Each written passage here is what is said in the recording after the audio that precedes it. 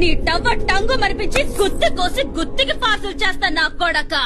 ఏమా నీ దగ్గర అప్పు తీసుకున్నాడు ఊరోజులు పారిపోయినాడు.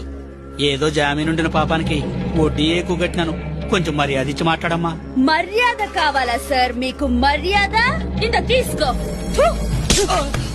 ఇదేరా ఈ ఈశ్వర్ ఇచ్చే మర్యాద. ఎరా జింగిడి, నా అన్నలు ఊళ్ళో లేరు, పిల్ల కుంకే కదా అని మోసం చేస్తాడా? నేను మూతి మీద మీసం లేని మగరాయుడు లాంటి ఆడపిల్లనరా. ఎక్కువ మాట్లాడుతున్నావు. ఎవరే ఇది?